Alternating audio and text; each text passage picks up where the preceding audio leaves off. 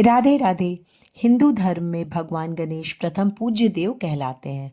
उन्हें गजानन, एकदंत, लंबोदर और विघ्नहर्ता के नामों से भी जाना जाता है। किसी भी नए काम से पहले भगवान गणेश की पूजा करने का विधान है। भगवान गणेश को खुश रखने के लिए लोग विनायक चतुर्थी का व्रत करते हैं।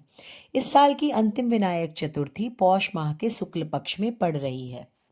पंचांग के अनुसार पौष माह के शुक्ल पक्ष की चतुर्थी तिथि का आरंभ 23 दिसंबर को दोपहर 12:12 पर होगा।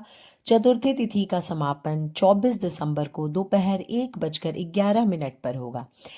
ऐसे में विनायक चतुर्थी का व्रत 24 दिसंबर 2025 दिन बुधवार को रखा जाएगा।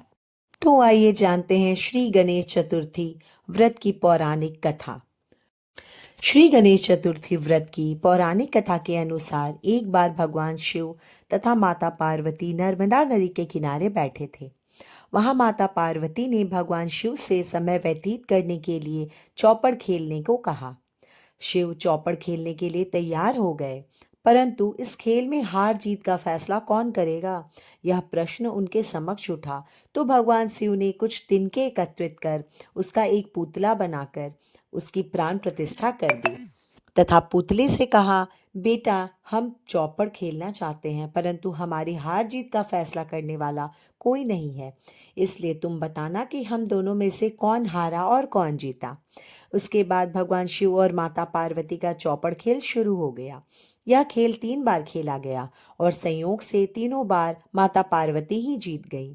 खेल समाप्त होने के बाद बालक से हार जीत का फैसला करने के लिए कहा गया, तो उस बालक ने महादेव को विजयी बताया। यह सुनकर माता पार्वती क्रोधित हो गईं और क्रोध में उन्होंने बालक को लंगड़ा होने, कीचड़ में पड़े रहने का श्राप दे दिया। बालक ने माता पार्वती से माफी मांगी और कहा कि यह मुझसे अज्ञानतावश ऐसा हो गया है, मैंने किसी द्वेष भाव से ऐसा नहीं किया। बालक द्वारा क्षमा मांगने पर माता ने कहा, यहाँ गणेश पूजन के लिए नाग कन्याएं आएंगी, उनके कहे अनुसार तुम गणेश व्रत करो, ऐसा करने से तुम मुझे प्राप्त करोगे। यह कहकर माता पार्वती शिव के साथ कैलाश पर्वत पर चली गईं। 1 वर्ष बाद उस स्थान पर नाग कन्याएं आईं। तब नाग कन्याओं से श्री गणेश के व्रत की विधि मालूम करने पर उस बालक ने 21 दिन तक लगातार गणेश जी का व्रत किया। उसकी श्रद्धा से गणेश जी प्रसन्न हुए। उन्होंने बालक को मनोवांछित फल मांगने को कहा।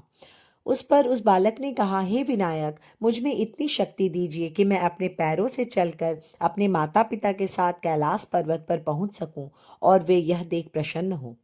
तब बालक को वरदान देकर श्री गणेश अंतर ध्यान हो गए। इसके बाद वह बालक कैलाश पर्वत पर पहुंच गया और कैलाश पर्वत पर पहुंचने की अपनी कथा उसने भगवान शिव को सुनाई।